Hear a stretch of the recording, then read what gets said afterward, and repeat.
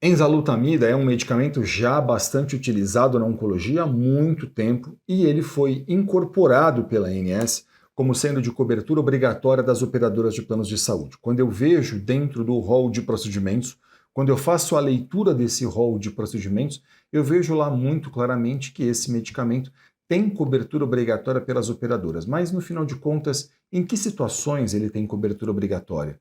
O que diz a regra da ANS e o que diz a lei a respeito disso?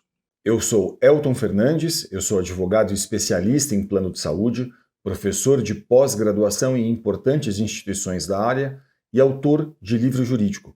Hoje eu vou tentar desmistificar um pouco para vocês sobre as regras do setor dos planos de saúde.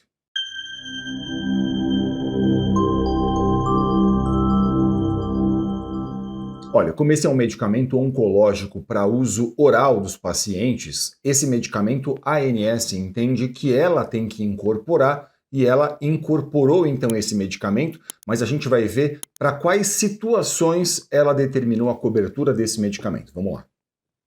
O medicamento enzalutamida tem cobertura nos casos de câncer de próstata e a ANS estabeleceu os seguintes critérios: adultos com câncer de próstata não metastático resistente à castração, metastático resistente à castração em homens que receberam quimioterapia prévia com docetaxel, em câncer metastático de próstata resistente à castração em adultos que são assintomáticos ou ligeiramente sintomáticos após falha de terapia de privação androgênica e também, por último, estabeleceu cobertura obrigatória nos casos de pacientes com câncer de próstata metastático sensível à castração. Olha, essa então é a regra da ANS, a Agência Nacional de Saúde Suplementar. Essa regra está definida dentro do que a gente chama de Resolução Normativa número 465 de 2021. O que faz a ANS? Ela incorporou esse medicamento, como a gente viu, para essas específicas situações, de forma que, se o caso está em acordo com essas situações especificamente, a operadora de plano de saúde, segundo o entendimento da ANS, está obrigada a fazer a autorização. Qual que é o prazo para que a operadora de saúde faça a autorização disso? O prazo é de 10 dias. 10 dias úteis é o prazo que a operadora de saúde deve levar para fazer com que esse medicamento chegue até a casa do paciente, chegue até a casa daquela pessoa que vai fazer a utilização. De forma que, se o caso está em acordo com esta regra da ANS especificamente, se a operadora de saúde recusar, o que seria adequado e ideal seria você fazer uma reclamação dentro da própria ANS. Por quê? Porque a ANS fiscaliza as regras que ela editou. E aí, claro, se está em acordo com a regra dela, ela vai ter que fazer a fiscalização disso. Isso pode levar tempo, claro, mas você tem esse direito, essa prerrogativa de fazer isso. Se seu caso não está em acordo com a regra da ANS, aí provavelmente não me parece que a ANS vai tomar algum partido disso ou vai botar a mão nesse tipo de questão. Claro, você tem toda a possibilidade ainda de fazer a reclamação, mas aqui é importante dizer, numa situação como essa, o que eu considero mesmo adequado é que você converse com um advogado especialista em plano de saúde. E por que eu acho importante que você faça isso? Porque, veja, a lei dos planos de saúde atualmente, a lei 9656 de 98, ela diz que mesmo que um tratamento prescrito ao paciente não esteja em acordo com a regra da ANS, com esse rol de procedimentos da ANS, o tratamento deve ser autorizado se ele estiver em acordo com a ciência.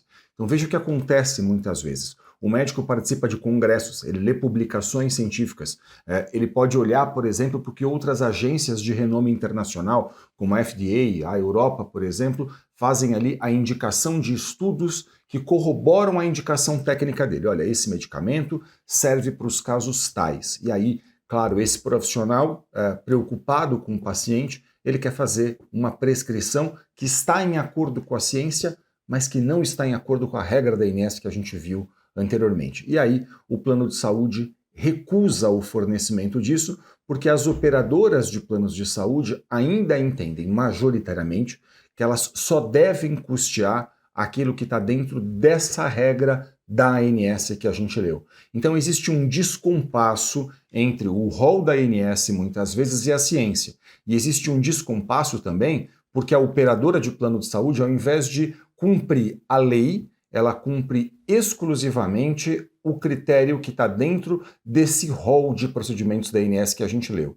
E aí? O que fazer numa situação como essa? Nessa situação, um advogado especialista em plano de saúde vai poder analisar o seu caso e ele vai poder, então, a partir dessa análise, entender o seguinte: se está em acordo com a regra da ANS, ele pode, ele mesmo, inclusive, ajudar você a formalizar a reclamação dentro da ANS. Essa é uma prerrogativa que o advogado tem, que esse profissional possui.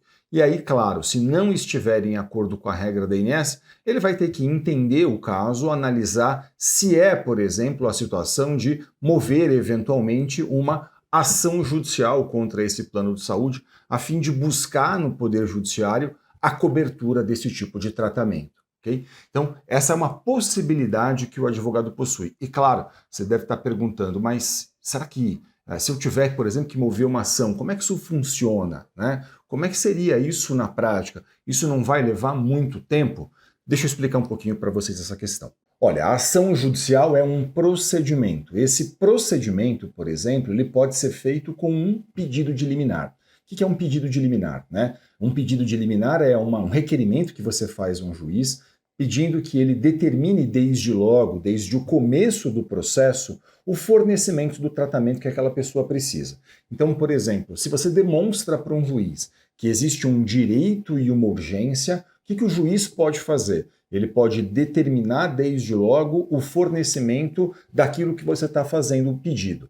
Então, ele olha para o caso, ele sabe que um processo vai ser longo, e bem porque o juiz sabe que um processo vai ser longo, muitas vezes ele vai poder dizer o quê? Olha, estou entendendo que nesse caso, esse beneficiário aqui ele não pode esperar o final do processo para poder usufruir desse direito. Então, entendendo que existe direito e que existe urgência, ele pode, então, determinar essa liminar. Ele pode conceder essa ordem liminar a fim de que a pessoa possa usufruir desse direito logo no começo do processo. Ele pode fazer isso a qualquer momento, né, a qualquer momento da ação judicial, mas é mais comum, por exemplo, que haja essa análise desde logo, desde o começo, a fim de que, demonstrando que existe direito, demonstrando que existe urgência, que seu caso está em acordo com a lei, que o relatório médico faz a indicação clara de que há uma urgência, de que o caso está em acordo com a ciência, por exemplo, ele possa então fazer a determinação disso. E note,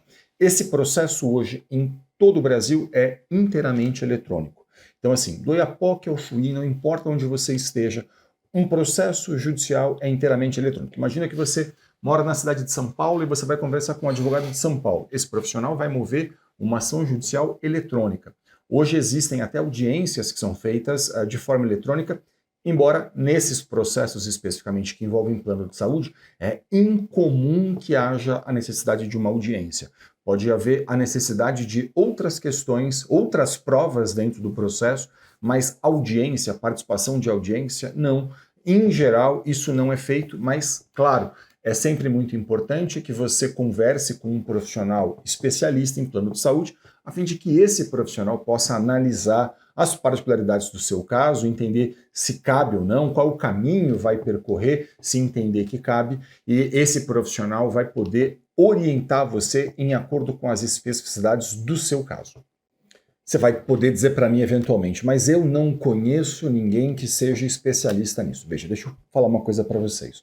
Hoje, essa consulta com o seu advogado pode ser feita até de forma online. E eu tenho muito orgulho de dizer para vocês que em todo o Brasil, nas pós-graduações em que eu leciono, a gente forma profissionais cada vez mais capacitados, especialistas nisso, capazes de olhar profissionalmente para uma questão como essa, capazes de fazer uma análise cuidadosa de um caso, a fim de poder entender quais são as possibilidades que a gente tem, quais são os caminhos que vão ser percorridos. Então, se você não conhece um profissional aí da sua cidade, por exemplo, você pode buscar isso pela internet, fazer isso online com um profissional, não tem problema nenhum, até porque, como eu mencionei para vocês, um processo que eventualmente tenha que ser movido um processo, essa ação será eletrônica, tudo correrá eletronicamente. Então, não importa se você está numa cidade e seu advogado está na outra cidade, se você está num estado e seu advogado está muito distante de você, porque tudo isso pode ser feito hoje de forma online,